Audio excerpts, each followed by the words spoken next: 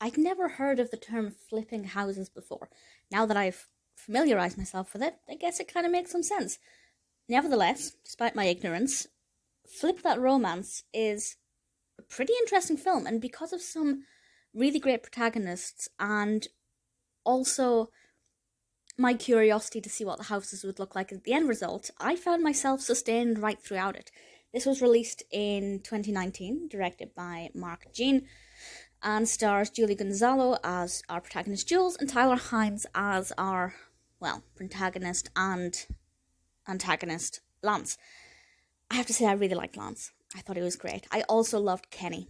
Kenny is played by Cardi Wong, who is fantastic in everything that he does, and Kenny as a character I just thought was absolutely fantastic. Really, all of the characters in this were brilliant. Jules annoyed me a few times, which I'll talk about more, but the premise, first of all, IMDb describes them as rival house flippers. If, like me, you completely were clueless to that, basically they are people who buy properties that are completely run down, renovate them, and then sell them for a profit.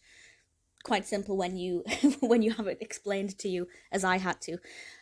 And Jules and Lance both buy properties that are next door to each other. Now, interestingly, they have a romantic past. It didn't necessarily end on the most positive of notes, but now they have to work side by side, literally, on different projects. Both are renovating the house in this duplex, but because the houses are joined, it's a semi-detached if you're in the UK, they have to agree on certain things regarding the exterior of the house. They have to cooperate, they have to get along. Will they be able to put their past behind them to be able to work on these projects successfully independently? And will there be some collaborative working as well? I really thoroughly enjoyed it. As I said, the two things that kind of made me most interested in this are the characters. Hallmark give us some really fantastic characters. That's definitely the case here. Jules was pretty nice. I liked her. But there were a few times when I just thought, you're trying to prove yourself a bit too much. Such as the scene when they were in the... not the hardware store, somewhere else, the flooring shop. I'm sure it has a technical term or name.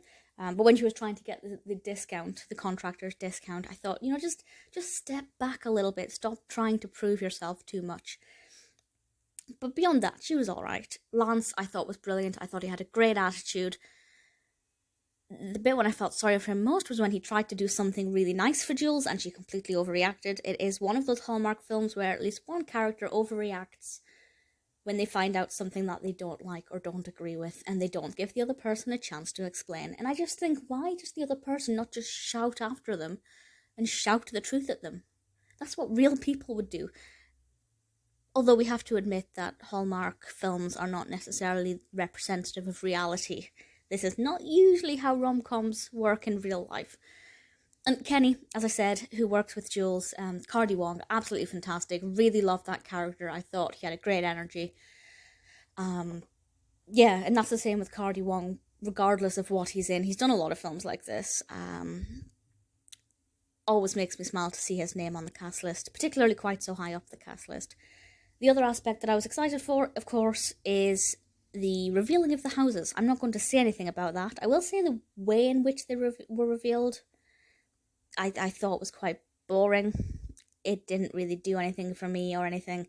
But the actual visual design, I was still excited to see. I was keen to see the before and afters, and we do get to see quite stark before and afters. Now, all that means is they have two set designs, but it's still an interesting journey. I really liked it. It's not my favourite Hallmark film, but it could be in my top 50, maybe my top 30. I enjoyed watching it from start to finish. There was no point when I felt like it was dragging. The characters are great, the premise is interesting, the execution's pretty decent. Definitely one I'd recommend.